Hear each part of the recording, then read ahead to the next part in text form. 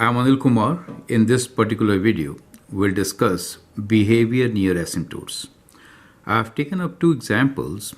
With the help of these two examples, we'll discuss behavior near horizontal asymptote, behavior near vertical asymptote, and also behavior near oblique asymptote.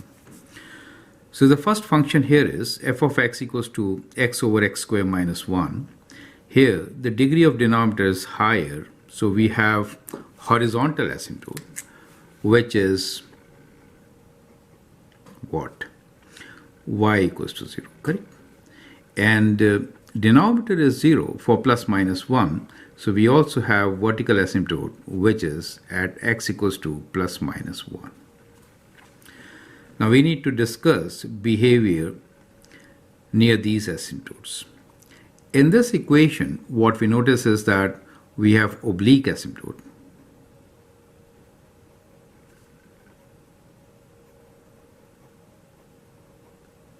Reason being that degree of numerator is higher, and we do have a vertical asymptote, right?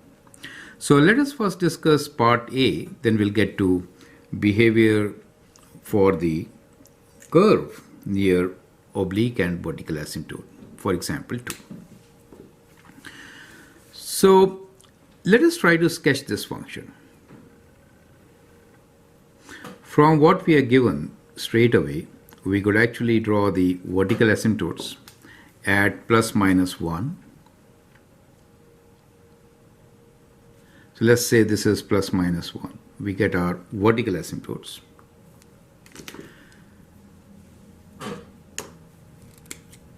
So this equation here will be x equals to plus 1, and the equation here will be x equals to minus 1, right? This is minus 1, that is plus 1.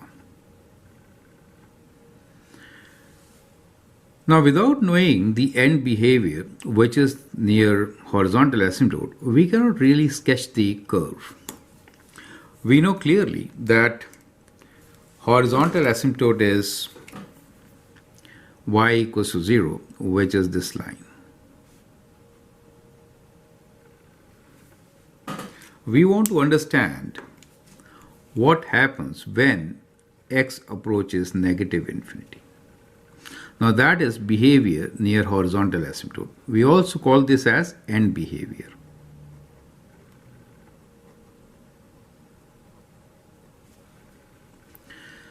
Now, if I write a very high value for x, what do we get? You can actually substitute 1000. So what we get here is,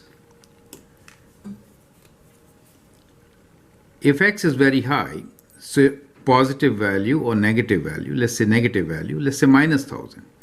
So you could substitute like a negative value here. So we have a negative high value,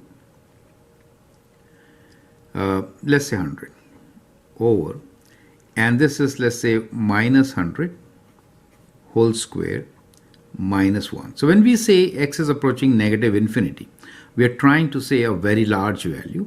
So as compared to 100 is very large. Now, denominator will be positive, since this is square minus 1, very large value, but the numerator is negative. So what we find is that this value is less than 0, right? It is negative. Since this value is negative, we are approaching 0, but from below. Do you understand?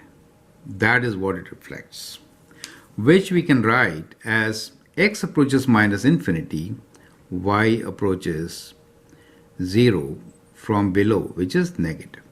Do you get the idea? Is that clear? Now let's do for end behavior on the other side, which is to say when x approaches a large value, positive infinity, what happens to y?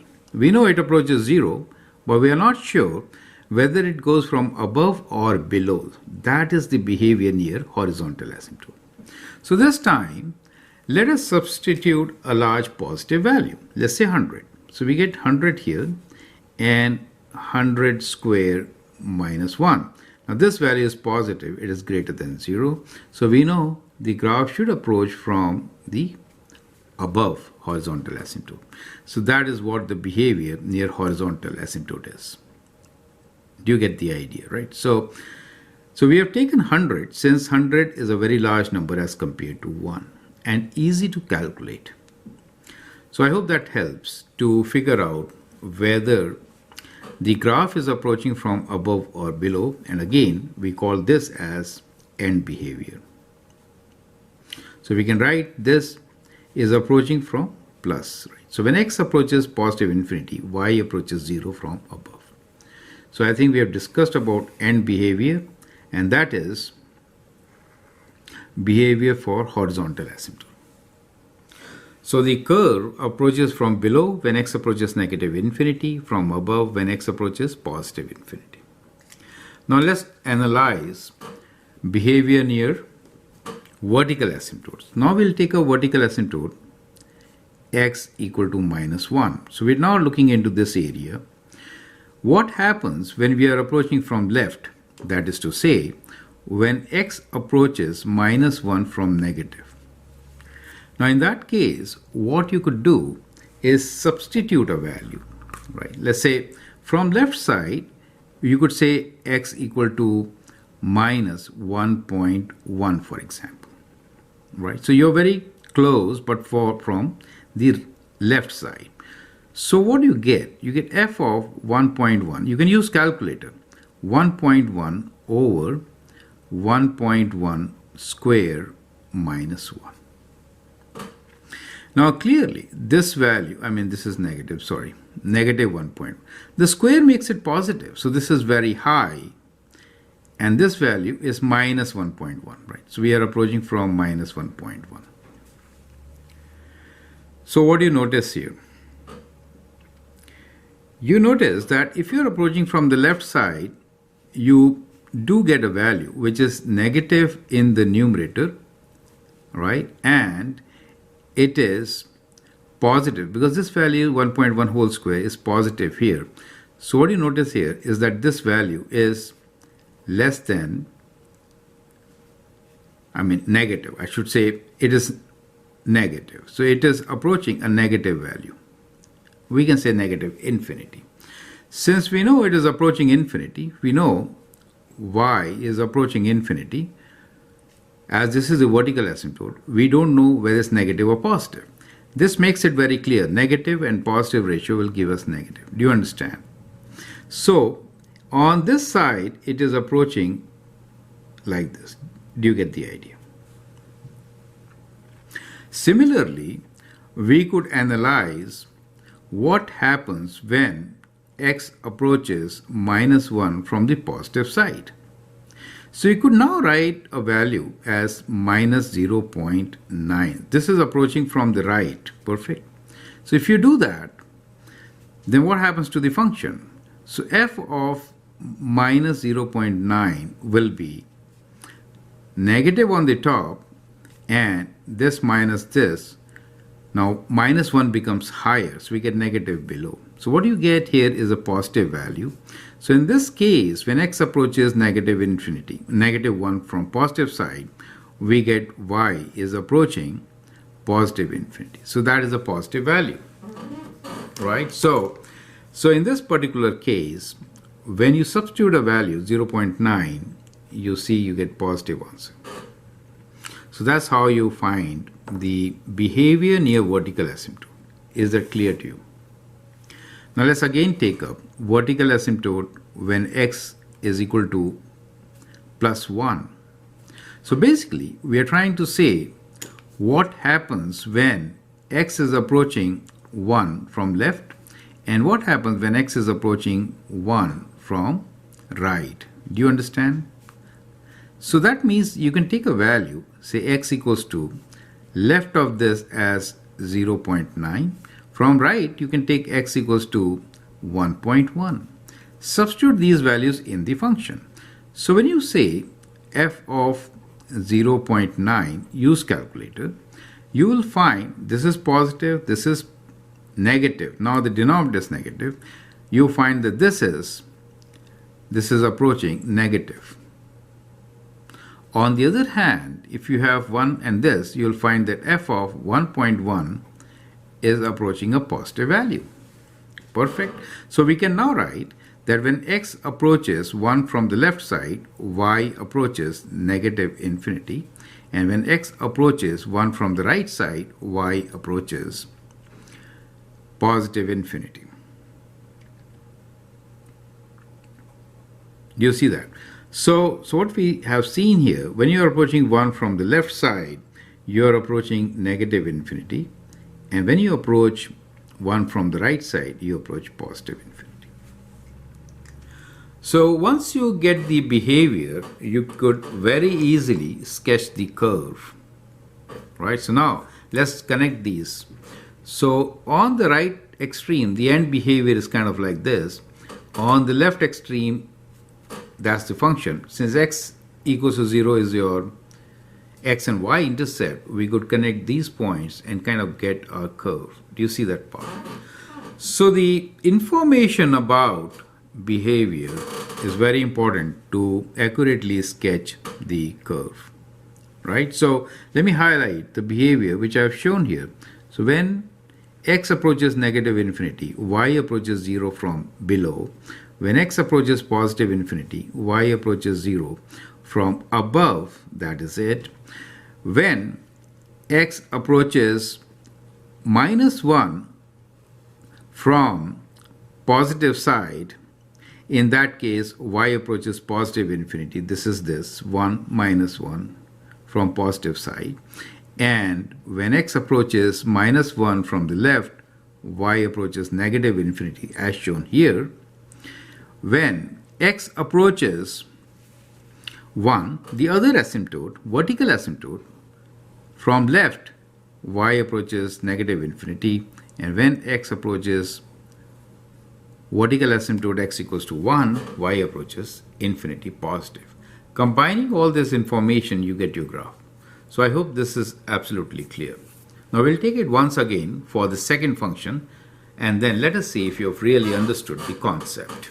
Now here is the second example where we'll try to understand behavior near asymptotes. The function here is x squared minus 1 divided by x plus 2. Now numerator degree is higher. That means oblique asymptote.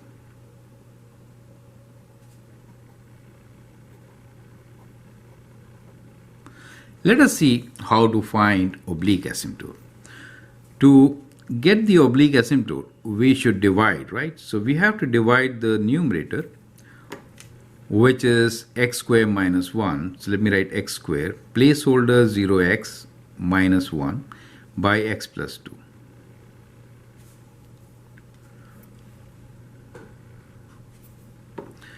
So it could go x time, so we get x squared plus 2x. When you take away, you get minus 2x minus 1. We could multiply by minus 2, so we get minus 2x minus 4, and when you take away, you get plus 3 here as the remainder. So that means that I could write my function f of x as equal to the quotient, which is x minus 2, and the remainder, which is 3 for us, over x plus 2. So this function can now be written as this. Here, x minus 2 is oblique asymptote. So we have oblique asymptote. Let me write OA as y equals to x minus 2. Is that clear? So the first step is to find the oblique asymptote itself. And now let us try to understand behavior and behavior, which is in this case behavior near the asymptote. So what I will do here is kind of sketch, and then we'll discuss it further. So I'm making a very rough sketch. No scale is given to you. But we know one thing, that oblique asymptote is x minus 2. So let's say x minus 2, slope is 1. So let's say this is my oblique asymptote, where that point is minus 2. And this equation is of the oblique asymptote. We'll write this as y equals to x minus 2. Perfect. So we have this oblique asymptote. Now, let's try to understand behavior near the ends. So what happens when x approaches negative infinity? So that's the end behavior, correct? We know it is approaching this, but we don't know whether it approaches from above or below. So that's the kind. So this is the function for us, right? So we have f of x as equal to the asymptote, which is x minus 2, plus some value, which is 3 over x minus 2. Now, if I write x equals to, let us say, minus 100, very high negative value, in that case, what happens? In that case, this portion becomes what? If I substitute minus 100, this will approach negative value. Correct? 3 over minus 102, a negative value. That means that the f of x is, we are taking away, f of x is less than x minus 2, right? So we are approaching from below. Do you understand? Since f of x is less than x minus 2, we are approaching from below. Does it make sense to you? Below means we are approaching kind of like this. Got it? Now, so that's the whole idea. Anyway, let me just kind of, since we have this asymptote also, vertical asymptote, let me just extend this. So what we have found just now is that we are approaching from below. That means we are going kind of like this. Is it okay? Now, why did I extend it? Because we do have a vertical asymptote here. So we have a vertical asymptote. Let me write down x equals to minus 2. So what I will do here is we'll just sketch something like this here. Right? So this portion which I have sketched here is the vertical asymptote x equals to minus 2. Is it okay? Let's continue. So we found that when you are approaching negative infinity, that means when x approaches negative infinity, in that case y is approaching negative infinity, but from below x minus 2. That is what it is, right? So we are approaching from below as shown here. Now what happens if I keep x as positive, large value? In that case, we know f of x will be equals to x minus 2. This is the oblique asymptote plus 3 over x minus 2. So we know f of x is actually greater than x minus 2 since we are adding something, right? Since this time this portion is positive. So you are adding something. So it is approaching from above. So that is how you have to see how you approach oblique asymptote. Is that clear? So the green line here is the oblique asymptote, and that shows how you approach it. Perfect. Now I think it's a good time for you to practice behavior near vertical asymptote, right? So let's now do behavior near vertical asymptote, which is x equals to minus 2. So you could approach from left or right of minus 2. So what happens when x is approaching minus 2 from negative side? Right. So we are approaching infinity, but we are not sure negative or positive infinity. You need to substitute a value here and check it for yourself, since this is a very big number. Right? So if I write a negative, let us say I write x equals to negative 2.1.